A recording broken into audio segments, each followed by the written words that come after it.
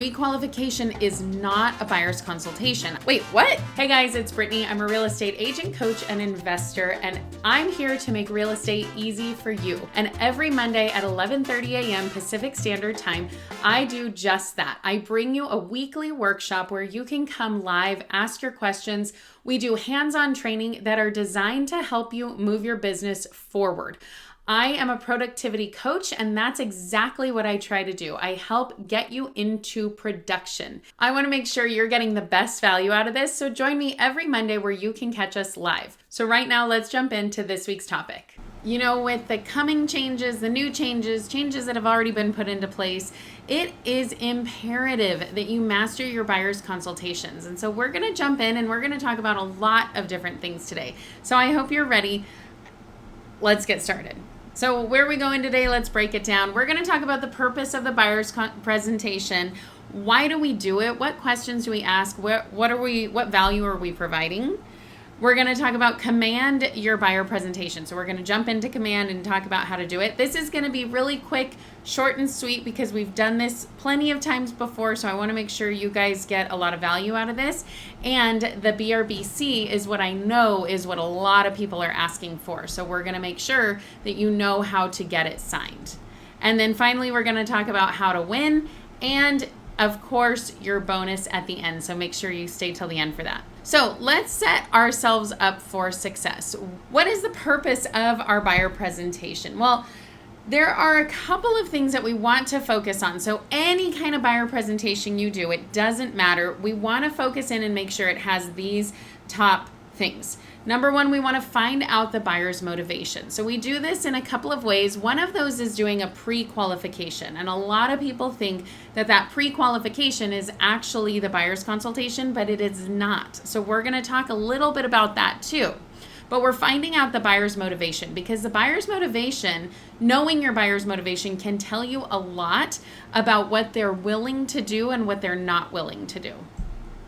We're going to establish expectations. So we're going to help them understand what this market is about. We're going to help them understand what they can expect of you, what you can expect of them, all of that kind of stuff. We're going to help establish those expectations. Next, we are going to explain the market. So maybe we're in a market right now where, and remember, every market is different. However, in most of Southern California, we're still in a strong seller's market. Even though things are slowing down and prices seem like they're softening a little bit, there is still less inventory and more buyers. And remember, this is what we need to get good at, is explaining the market, because remember, as things shift and change, and we're talking about interest rates going down, we're talking about a presidential election, no matter who wins, people always wait on seeing what's going to happen and what changes are going to shift until after the presidential election. So once there is a presidential election, once interest rates drop, whenever that may be, you're going to see buyer demand go up. And inventory is still going to be low. So that means prices are going to go up. These are really key, important conversations to know how to have with your clients, and make sure that you are talking to them about this, because this is part of establishing that expectation. If they want a turnkey house, maybe they need to know that they're probably going to have to offer something a little bit higher. Maybe they're going to have to remove contingencies. Maybe they're going to have to pay your buyer side commission. So there's lots of things that they need to understand about the market, because it has implications for them and how they're going to be able to afford this house. So let's talk about getting that appointment. So of course, we want to make sure that you guys are doing your lead gen. That's first and foremost. You need to be having these conversations. You need to be asking for the appointment. And I want to make sure you guys are doing one appointment a week, buyer or seller, doesn't matter, but get the appointment. So let's talk about getting that appointment. Well, the purpose of the appointment is to establish rapport. And one of the ways that we start establishing rapport is with the pre-qualification. Now remember, a lot of people think that this pre-qualification is the actual buyer's consultation. When I talk to agents and I say, did you do a buyer consultation with them? They say, well, yeah, I asked them the questions of where they were going and where they were headed and all of that kind of stuff. What kind of lender do they have? Are they pre-qualified? I asked them all those questions, and still we fell out of escrow or whatever it is, or they disappeared on me, whatever it may be. The key is that the pre-qualification is not a buyer's consultation. I always equate it to, you go into the doctor's office and they give you a bunch of forms to fill out. You fill out their forms and then they say, okay, thanks, we'll see you in 6 months. And you're like, wait, what? I thought I was here to get evaluated, for you to tell me, for you to bring me some value to my life. I'm just giving you some background information so that you know how to properly diagnose me. This is the same kind of thing. This pre-qualification is just the background information so that you know how to move forward, so that you know the conversation to have. The actual buyer presentation is what, like them talking to the doctor is going to be. So we want to make sure that we're separating out the two. Now, how you do the presentation is totally up to you. I've done it on the hood of a car. I've done it in my office. I've done it at a Starbucks. I've done it in a house that I was showing. It doesn't matter. That doesn't matter as much as long as you're doing the key takeaways, which is what we said: finding out the buyer's motivation, establishing expectations, and explaining the market. So when we talk about establishing rapport, a lot of times we have this buyer questionnaire. Where do you want to buy your property? Is there a specific area that you prefer? Do you have children, school districts, pets, and all of this kind of stuff? These are just questions to help you understand and give you the background information you might need. Because what do you have children have to do with it? Well, maybe that sparks a conversation of, okay, do you want a big backyard? Do you want a pool or no pool? Because sometimes having kids will dictate, and some people will say, absolutely not. I do not want a pool. It's not safe for my kids. I'm nervous about that, whatever. Okay, great. Sometimes they're going to say, yes, I have kids. Of course I want a pool because I want my house to be the party house. I want my house to be the place where all the kids come to. Okay, great. This helps us get to the motivation of your buyer. So that's what we're trying to do. We're trying to see, what is it that your buyer is wanting and why? That's what this buyer questionnaire does. Now, you can find a buyer questionnaire all over the internet. I'll send you a link to a buyer questionnaire that I have that is just literally, I just pulled it from the internet. So you could do the same thing. You don't need to use mine, but I will link it and I will send it to you. But all of this information just gives us the background. We don't need to, we need this information, but in addition, we need to lead this to the appointment. At the bottom of this should say, and at the end of this should be, thank you so much for this information. If you have any questions before we meet, write them down so that you can ask me and I can address them on our meeting at our appointment on Thursday at 2 p.m. or whatever it is. These are the things that you want to be asking before your appointment. This is leading up to your appointment. So in getting the appointment, we want to connect them with a lender if needed. Now, I always like to try and connect them with a lender before I meet with them, but it's not super important. Also, did I tell you guys that I'm in the middle of moving and so my house is a mess? So I just realized that the background looks crazy. So if you guys are wondering, we are in the middle of moving. We're closing on our house, I think, in 2 days, and then we are moving to our next place a couple days after that. So it's craziness, so bear with me. Tangent. I just noticed the background. All right. So connecting with a lender. I want to make sure that I am connecting them with a lender as soon as I possibly can. But if there's any hesitation, if there's any feeling of like, no, we're not there yet, I don't want to do it, no problem. I still want to sit down for the appointment because the appointment is building and establishing rapport between me and my client. I don't need to bring the lender in until they are ready to go. It's helpful and beneficial and can be very beneficial to bring the lender in, but it's not necessary before we sit down for the appointment. Then we want to schedule our buyer's consultation. We want to schedule this consultation. And you'll see I use buyer consultation and presentation interchangeably. You can call it whatever you want. I like calling it a consultation because, again, I feel like it refers back to kind of like that doctor. The doctor is giving you a consultation. Your attorney is consulting with you. This puts you in more of that advisor role.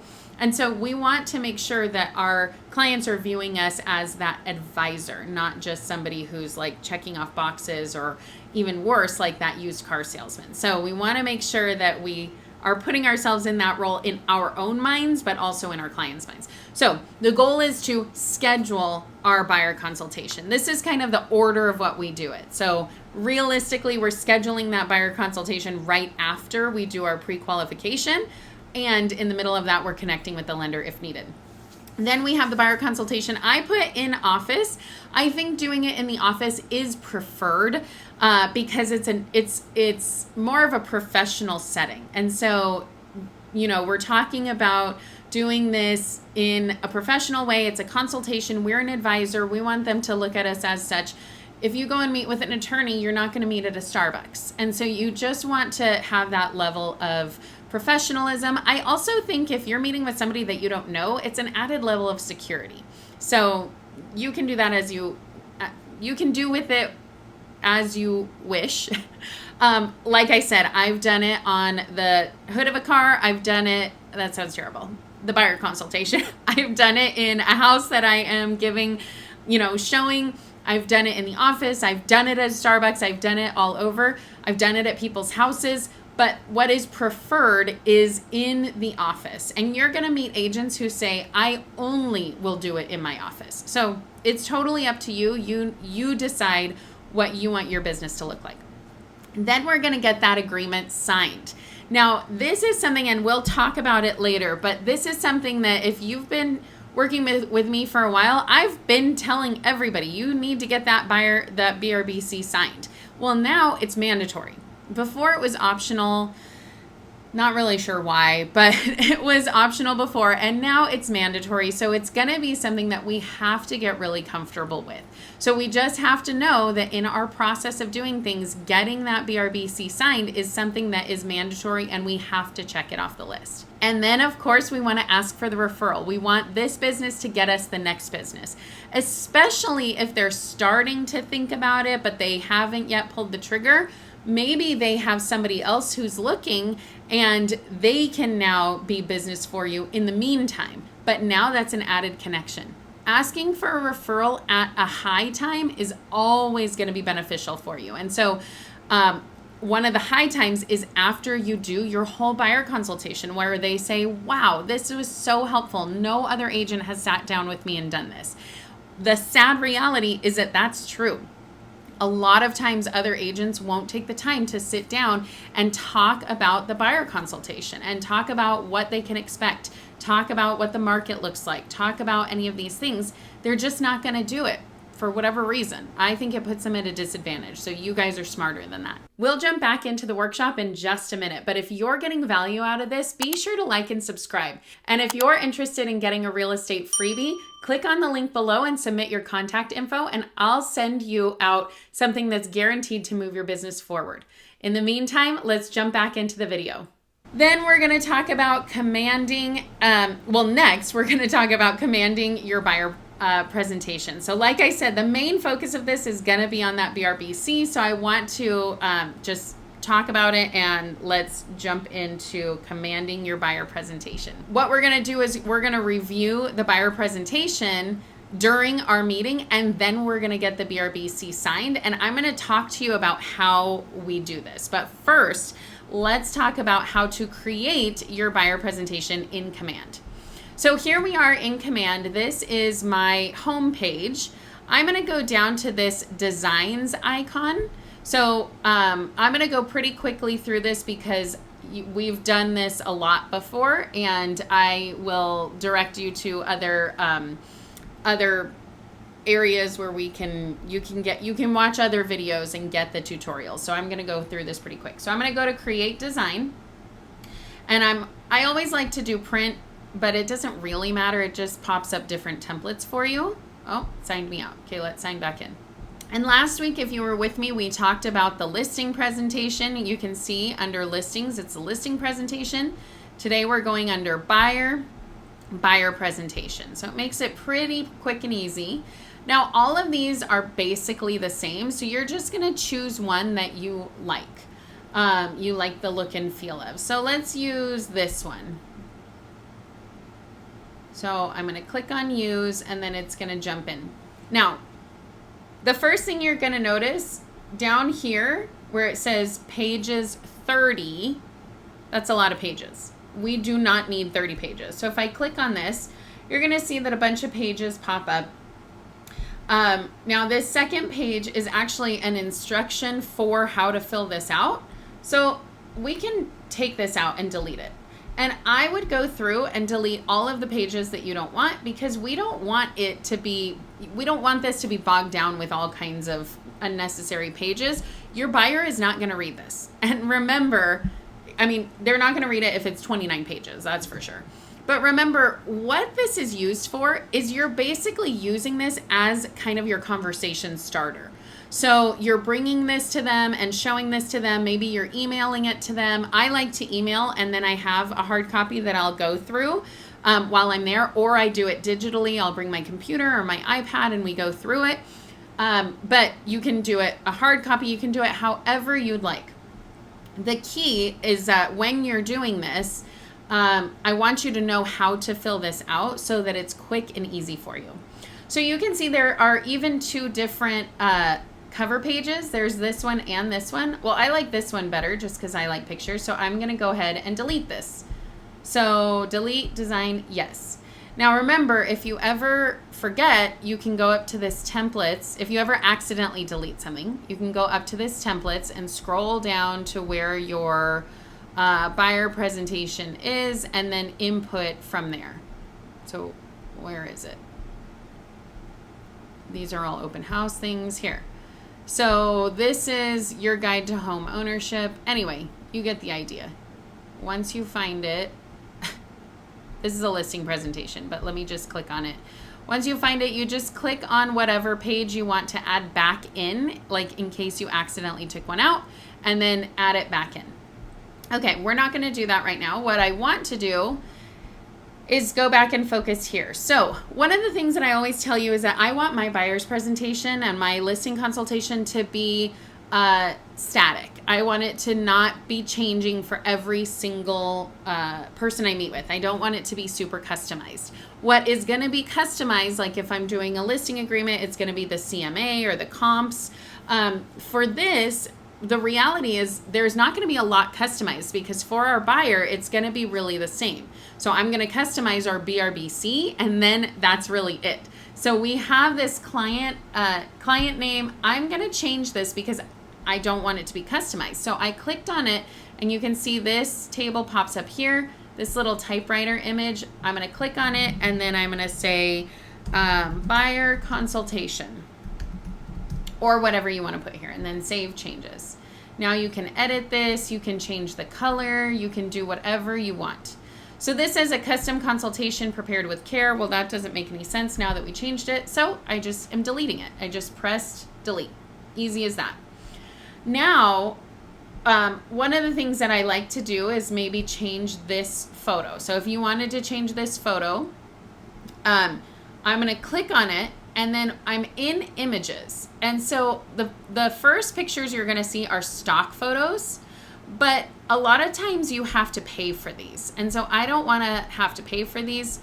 What I want is in this workspace area, these are all licensed to Keller Williams. And so you don't have to pay for them, and they're licensed to you.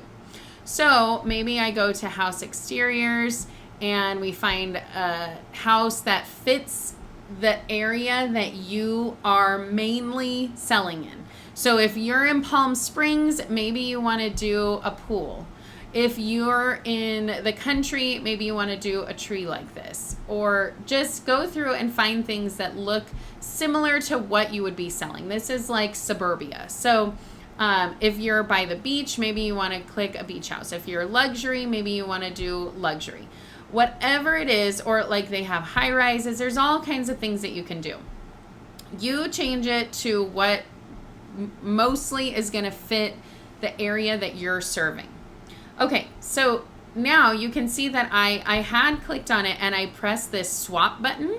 That swap changes it to be formatted it in the same way as it already is. So it has like these things. If you just want to click on it, it'll just add the image and then you can put the image in here somewhere. But I don't want to do that. Let me take that out. Then we need to edit our information. So we're going to edit it just like we edited the first one. We're going to click on it and then go to typewriter, and then we're going to put in our information. Whoops.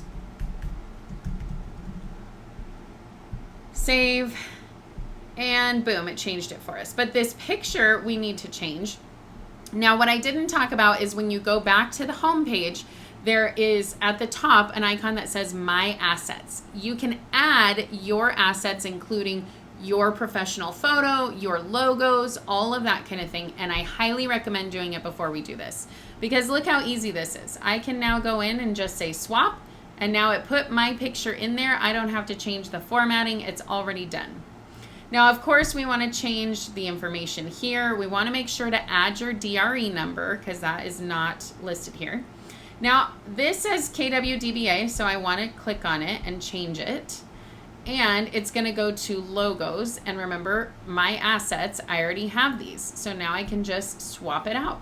It's as easy as that. Same thing here. Let me just take out their logo and add mine. So I just clicked on it to add it. And then we bring it over here and we're done. So you can do this however you want. You can make it look however you want. You can do lots of edits to this. The idea is that you don't have to edit a lot of this to make it your own. You have to edit, obviously, your information, but then as we go, you're not going to edit very much else. So let's take a look. Table of contents, because we don't have that much stuff, I'm deleting this. Now, I'm not going to go through and delete everything. I want you to go through and delete what you want. But basically, a lot of this is going to be similar things. So this is talking about a sound decision, talking about how real estate is a great investment. Your needs come first. So this is where we're talking about their needs and what they want. It even has some prompting questions like, what's the one thing that has to happen to make this dream scenario a reality? I like these questions because it kind of goes back to the building rapport. But remember, we've already done the pre-qualification. So now when we do something like this, remember, this is a conversation starter. So we're saying, hey, I know we already talked about you want 4 bedrooms, 3 bathrooms, no pool, with a view, blah, blah, blah, blah, blah, all these things that we talked about. But are there any other things you've thought of that would make this a home run? Is there anything else that you can think of that you want to make sure that I know that you want in your next home? That's for these kind of pages. Now, I only want one of these pages. But again, I don't have to change anything in here unless I want to. I can edit this, I can change this. And the next one is going to be build your preference profile. I already have this information from the pre-qualification, so I'm going to delete this page. And then this starts to be your home wish list. Well, we already talked about this, so we don't need to add this page in here. But maybe you like this page better than this one. Well, all you have to do is delete this page, and now you just use your wish list. So again, you have your home wish list exterior. There are a bunch of pages that say kind of the same thing. So just delete it, and you don't need it. We've already talked about this information. How many bedrooms do you need? How will they be used? Yada, yada, yada. Delete this page. Then we go to more wish list. We've already talked about all this, so I'm deleting all of that. Now, here's where we get into your neighborhood preference. You can keep these in here, and you want to know some of the specifics of their neighborhood preference. Again, you're already talking about this in the pre-qualification, so you don't have to deal with this. But sometimes this gets a little bit tricky, in my opinion, because some of this is really it can go into the gray area of fair housing, and so I want to just stay away from this. Obviously, I want to know, I want to figure out like what areas do you love, what do you like about those areas? Is there a specific school district that you want? I want to know a lot of these things, but I'm not going to add this in here just because I don't want to keep all of that in writing, basically. You just have to be careful with fair housing stuff. So let's keep moving. So again, getting to know the neighborhood, all of these are all similar things. So you don't have to have the same things. And if you want to edit this, you need to go on and edit for your website, but it shows where you need to make edits. I'm going to delete all those pages though. Map your move. We don't need to worry about this. Neighborhood insights. Again, this is something that I'm not going to update every time because we're not specifying the neighborhood. I don't know about you, but I've had lots of buyers who come to me and say, oh, I love this community. I only want this. And they end up buying 5 miles away in a different city that is nothing like what they said they wanted. I'm not focusing too much on the neighborhood because the neighborhood is not as big of a deal. And of course, if they're like, I have to have ocean front. Okay, well, let's figure out ocean front, but that still could look like a lot of different things. Ocean front can be in 6 to 8 different communities in one city. So you don't, I just take these pages out personally. Then we have the process. Now remember, the process is what is so important. And I actually think that these are really good for you as the agent to read through and get a good handle on. Now, some of the things you do have to take a look at because like we'll see, closing day, what to bring. You're not going to need to bring any of this proof of homeowner, like all of this stuff happens during escrow for us. There's also somewhere where it talks about like your attorney.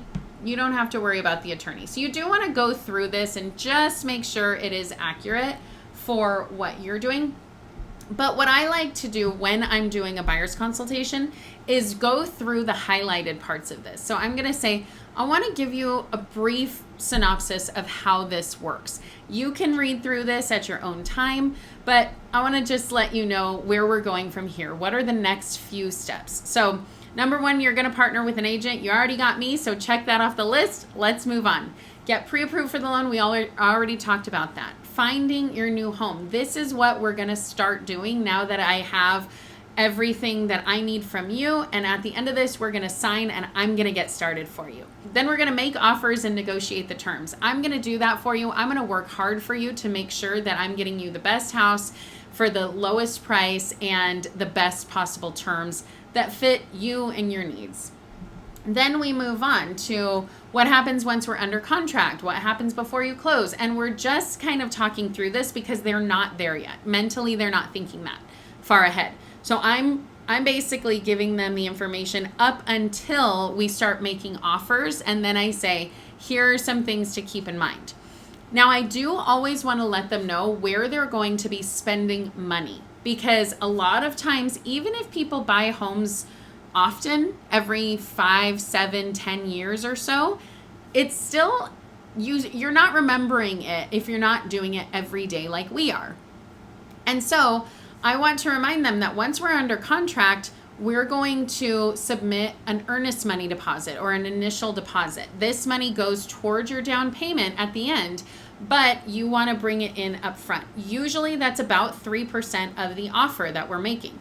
So if we're offering $500,000, it's going to be $15,000, just for rough numbers. If you're offering $1 million, it's going to be $30,000. So we want to make sure that they understand that this money needs to be easily accessed, easily wired, all of that kind of stuff. Because if it's sitting in stocks or if it's sitting in an account that takes 10 days to transfer, we want to make sure to start that so that they can have it ready to go as soon as they get under contract. And then we want to talk about when inspections happen, and inspections are going to be times when they will have to pay for the inspection. The seller doesn't typically pay for inspections, and the appraisal they have to pay for also, but the appraisal usually comes out of escrow. Most of their fees are going to come out of escrow at the end in like closing costs and fees like that. but I just try to let them know what's coming ahead of time so that they know what they're going to be offering.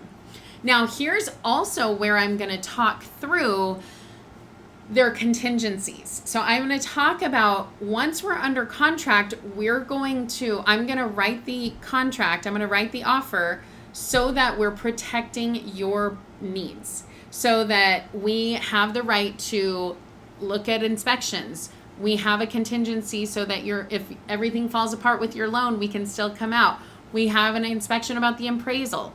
But all of this is negotiable. And so we want to just make it clear that based on exactly what their situation is, some of this is going to change. That's why I say it's a conversation starter. All right, let's keep going. So financing your future home. I actually do like this page just so that they can get a glance. However, we always want to make sure that we're staying in our lane. So we are not the lender is not the agent. We want to make sure that we're staying in our lane, but these are good things for them to know up front. Like, don't go and get a line of credit. Don't go buy a car. Don't go do these things. Don't go buy a couch before you close. These are the things that they're going to need to know. And so I'm not necessarily taking a ton of time on this page. I'm saying exactly what I just said. Don't go get into more debt. Don't go buy a couch until you're closed. As soon as you're closed, then you can do what you want. But make sure that you are done and the sale is done before you go and get more credit. Then we're talking about real value, real experience. Again, this is if you want to add your numbers. If you don't have the numbers to add here, add your office's numbers. If you don't want to add your office's numbers, take out this page. It's totally fine. You do what you want with this. My competitive advantage, again, this is the same basic page as the other one. So I'm definitely not having two of these pages. I only want to have one. So you choose whichever one is your favorite. Your trusted partner. I feel like, again, this is a similar page, so I don't want to have both. Now this one is going to be reviews of yours. You want to make sure to have reviews. Now, if you don't have any business, take this page out. But even if you have not been in the real estate industry for a long time, even if you're new to real estate, what did you do before? Did you work with people professionally before that can verify that you are who you say you are and that you do provide a level of service that you say you provide? Is there anybody that you can reach out to that can give you some sort of a review or a recommendation? Because these are great pages. This is a great page to add.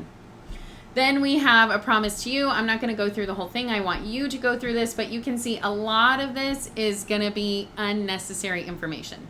This at the bottom, I really like this glossary or commonly used terms, specifically because I think it's good for you as an agent to know, but it's also helpful for, you're going to be talking to a lot of different people. And chances are, if you're talking to a couple, you're going to be talking to somebody who's very analytical and somebody who is not.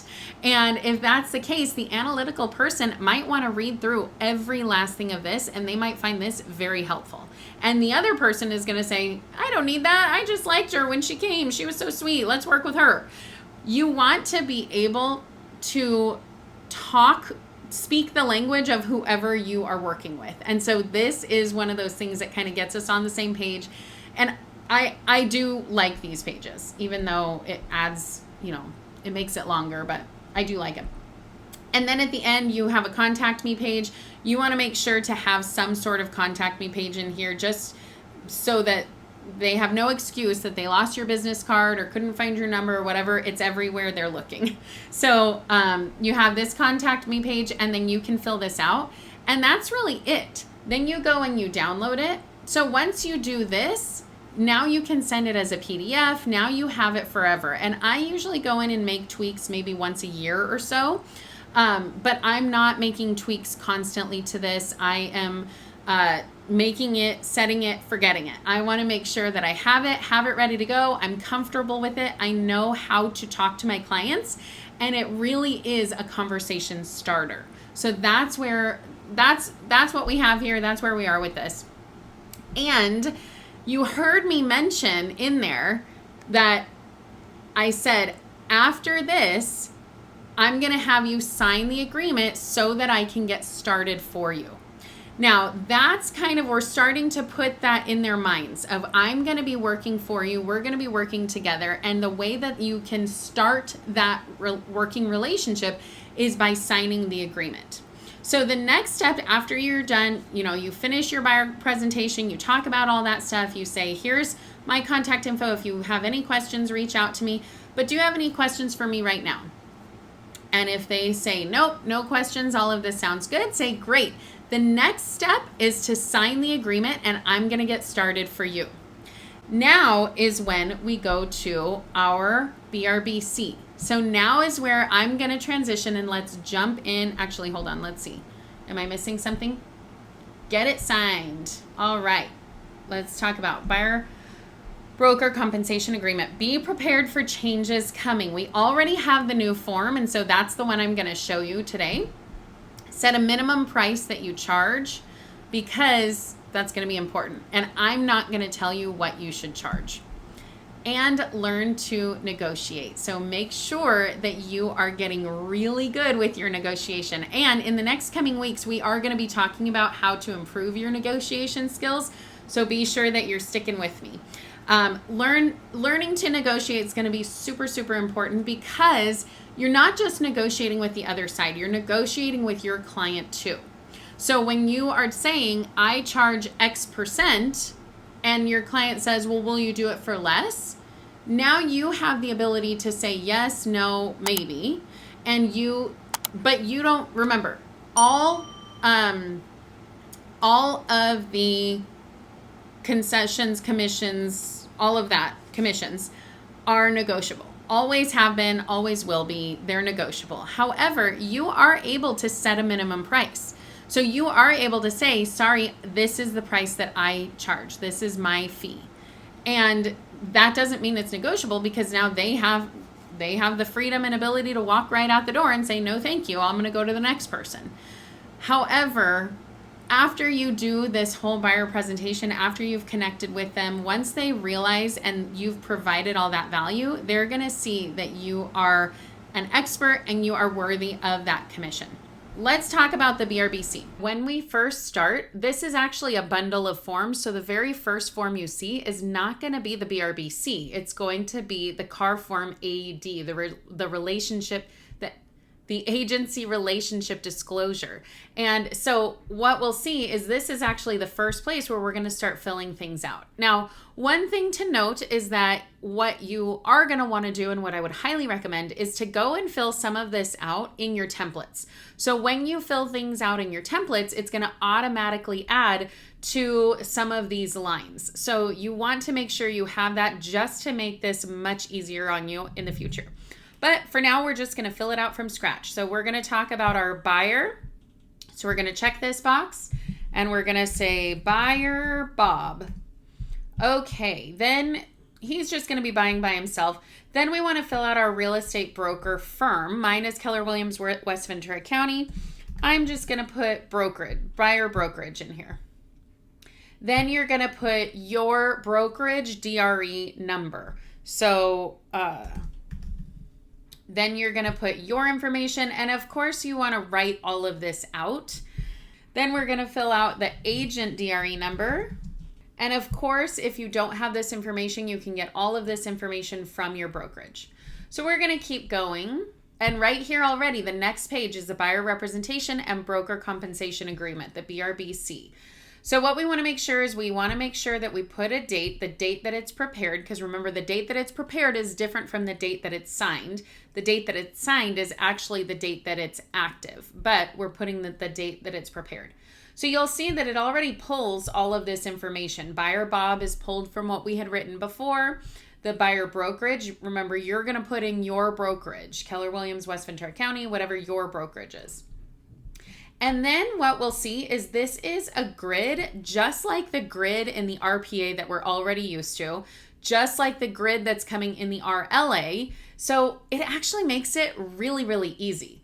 And you guys are going to love this. We're going to love this once we really start using it. So first and foremost, remember, on the side of this is where it's going to explain the paragraph. So we're just going to fill all this out If we need further explanation, it's going to be in the paragraphs below.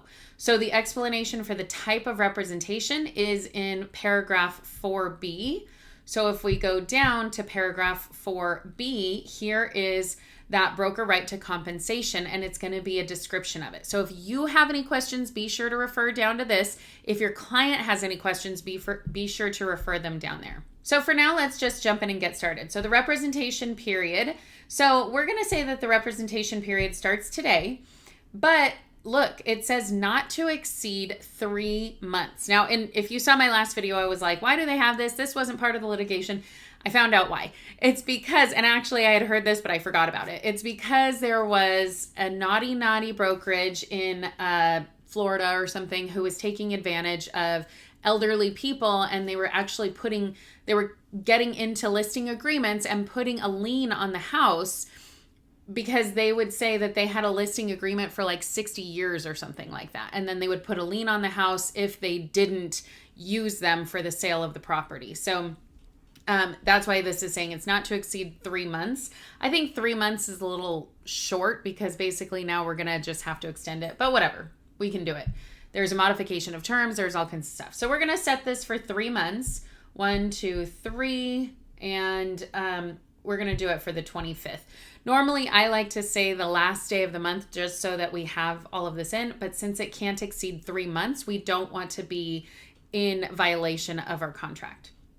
Now, the type of representation defaults to non-exclusive, but I don't know about you. I want an exclusive representation for my clients. Now, I might do non-exclusive if it's like somebody who I just met and they're hesitant. I can say, listen, we can do a non-exclusive agreement for 7 days or for these few properties or whatever. And there are documents that you can fill out that are for that exact purpose. But in general, this regular BRBC, I'm going to always default to exclusive. So this is something that I would change in my templates. Then we have a property type. It defaults to single family. So I'm going to leave that. Location. So if you're anywhere like me, I want to make sure I'm kind of on the border of a bunch of different counties. And so I want to make sure that all of those counties are represented. So I'm going to put Ventura County, Los Angeles County, and Santa Barbara County. And if you work in more than that, you can just list it out. The idea here is that you don't want somebody driving 20 minutes and be in a totally different county and them saying, oh, well, we didn't sign anything, so I didn't think you worked out there. I want people to know, yes, I can still help you. I want to make sure that I'm helping you regardless of where you go. Additional description, additional buyer preferences and priorities. This would be if the example that I've heard used is like somebody is like deathly allergic to mold. And so they're saying, I cannot buy something that has mold in it. So this form is not necessarily going to go anywhere. It's really just for your own knowledge and purposes to remember we're not going to do anything with mold, or if they tell you I'm allergic to, popcorn ceilings and things like that. We're just going to have it on file for our own needs. Also, side note, we're in the middle of moving. So when you see this mess behind me, that's why. I always forget to mention it because I don't think about it until I see it in the background.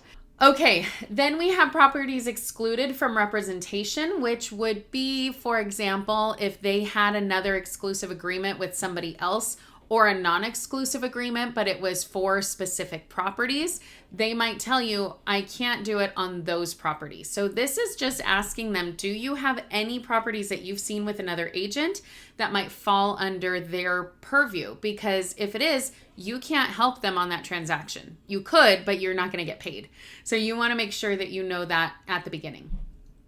Then we talk about the amount of compensation here. So the amount of compensation is whatever you determine it to be. And you can set a minimum rate for your own compensation. That's okay. But I am not going to determine that for you. Nobody can determine that for you. That was part of the lawsuit and all this mess, is that there was like price fixing and things like that. So there is no price fixing. You determine your rate that you're going to have. So you say your amount of compensation, like my office, there's like an admin fee, so you can add that on, or you can just say it's the percentage or whatever you want to do. This is totally up to you, but this is where you have that conversation about compensation. And then we say the continuation period. The continuation period shall be however many calendar days after the representation period or any extension continuation period. So it would be, let's just say 30 calendar days after the representation period. And the reason for this is exactly what we were talking about. If you've shown them a list of properties, then you have 30 days from the time it's severed or canceled or whatever to be able to still, if they say, well, I don't want to use you, I want to use the agent on that property because they're saying that they could give me a discount, they don't have the right to just cancel with you and go work with them on that particular property. So you have to get them a list of properties and all of that kind of stuff, yada, yada, but that's what this would be for. Cancellation. So cancellation, remember, can be canceled by either party at any time for any reason.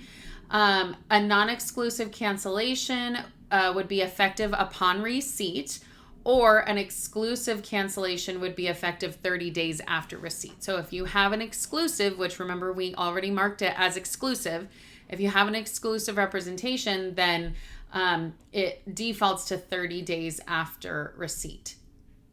Now let's back up here real quick. Payments received by broker from seller or others. If broker receives compensation from seller or others for broker representation of buyer, the amount shall be credited against buyer's obligation to pay the broker. Broker shall not receive any amount in excess of paragraph 2E1, which is this one.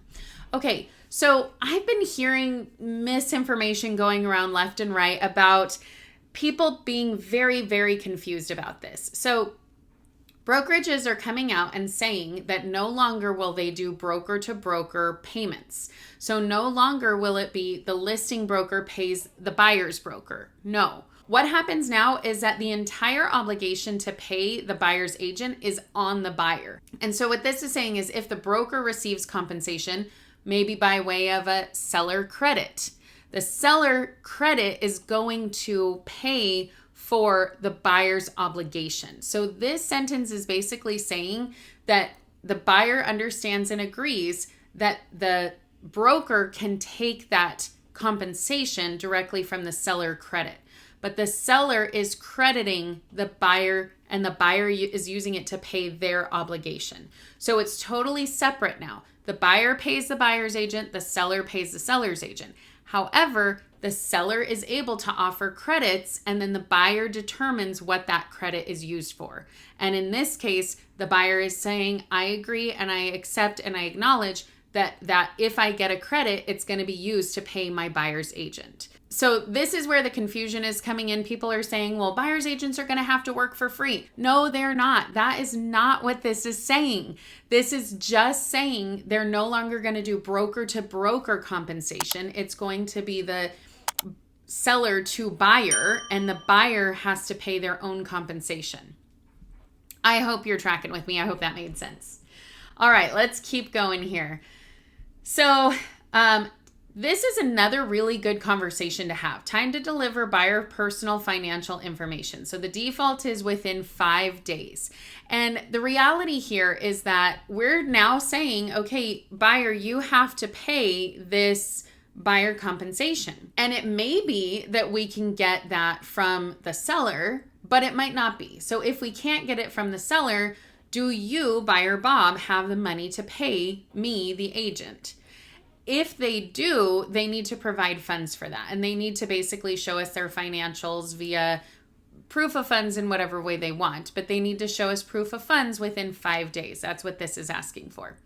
Now, if they cannot pay the buyer broker, if they don't have sufficient funds to pay the broker, or the buyer intends to purchase with a loan product that does not allow the buyer to pay compensation to the broker. Remember, this is VA loans used to not allow the buyer to pay the buyer compensation. But already they've amended that and they're changing that. So it's a temporary fix, but I anticipate that that's coming in the future. But anyway, in whatever case, it's a really good conversation to have. And it's good to have this on here so that we can have this conversation so that everybody's on the same page. All right, now that's the end of our grid. And so the reality is we're done filling stuff out. That was pretty easy. So when we're talking to our client, we're really telling them, here's the main information. Here's the meat and potatoes of it. And then as we go down, these are just all the explanations of what's above. So we can see here that we have some signature lines, broker compensation. Again, this is just acknowledging that if the buyer gets money from the seller or whatever, they're able to pay the broker, and the broker is eligible for compensation. All right, so now here we have information that we need to fill out again. It pulled it from the top, so we're good here. We don't need to fill out any more information. Because this is the BRBC, you likely don't have a property identified, so you're not gonna have seller information. So this is all gonna stay blank, and it's going to be signed once you're under contract with somebody. And that is the end. See, quick and easy. I told you, once you get used to this, it's gonna be so easy and you're gonna love it. Just like the RPA is so much easier to fill out, this one is so much easier. And once you get the hang of it, you'll be able to fill it out in 3 minutes and you'll be able to explain it even faster. The thing that you have to remember with these buyer broker agreements is that it is really there to protect you, but also they make it really easy to understand for the consumer, for your clients. And so you're able to walk through and really explain it to them in a way that makes sense to them and puts you in the position of the expert. So I actually really like these forms, and I like to walk through them because, again, it kind of sparks that conversation. So when it talks about, there's a place that says that they're agreeing to give their financial information over within 5 days. So that conversation is now, if you're able to pay for the buyer agent compensation, you can say, remember, I'm going to try to negotiate the buyer agent compensation from the sellers, but if I can't, or if you don't want me to or whatever, then that's when it's going to come from you, and it's basically going to be just like closing costs, that close of escrow. Now you are able to have that conversation, and you're able to say, so we need to check proof of funds. We need to get proof of funds that you're able to pay all the closing costs, down payment, all of that. So you can send me a screenshot or whatever, like now you have that conversation. So it makes it so that it's less weird and awkward having this conversation, even though, I don't know, I don't find it that weird and awkward to have conversations like that, but I know some people do. All right, let's talk about what's important now with our buyer presentations. We need to practice. You've heard me say this time and time again. Don't practice on your clients. Role play and know your talk tracks. Practice, probably practice again. Create a BRBC and have practice appointments outlining key takeaways with the new practices. You know that the new practices are coming, meaning practice doing your appointments saying, next step is to fill out this agreement and then I can start working for you. Get that kind of conversation flowing smoothly. So the next step is to fill out this agreement and then I'm excited to start working for you. They fill out agreements all the time. Everybody does. We fill out agreements to, like get our car serviced. We fill out agreements to work with, attorneys. We fill out things that say, if you kill me, it's okay, to our doctors. Like, we're used to filling out these forms. Understand what you're asking them to fill out, and it's not going to be that difficult to walk through it with them and explain and answer any questions that they might have. Practice. Create your buyer presentation today and review it in the mirror or with a friend. So again, same kind of thing. Get your buyer presentation in order, in line. Now, again, full disclosure, you can get a buyer presentation anywhere. You can get it from Etsy, from Canva, from wherever you want it. I just showed you where you could do it and how you could do it on command because that's what we all have available to us. However, if you want to do it some other way, do it another way. That's totally fine. That is okay. And your bonus, let's talk about my favorite resources. You've heard me talk about this stuff before, but The Millionaire Real Estate Agent by Gary Keller. I love this book because it really does talk about agents who are actually doing it and what they're doing to be successful. So it gives you lots of good ideas, especially for your own personal business, your own brand, what you're talking about, thinking about doing, and what your clients would benefit from. So this is a great read. I highly encourage it. Sold by David Green. I love David Green. I worked with him for a little while, and he is actually part of the Bigger Pockets universe. If you know Bigger Pockets, that's how I got my start with investing. And he has written books. He's also a real estate agent, so he's written a number of books. And the first one is called Sold, and it really it really helps to outline just kind of like what we do as agents. And so I highly recommend this book. Go out and listen to it. The Full Fee Agent. I've talked to you guys about this before. Chris Voss and Steve Scholl. Chris Voss is the former FBI hostage negotiator, and he wrote the book Never Split the Difference. This book, The Full Fee Agent, actually talks about the same kind of strategies he uses in his other book, but translates it into real estate terms. So this is a good one. I really liked it. Obviously, you take the good and the bad with every book, everything you listen to, every podcast, every webinar, everything you do, you take the good and the bad. And then you throw out the bad and incorporate some of the good into it. So there's good and bad in all these books and all these webinars and everything that we're going to be talking about.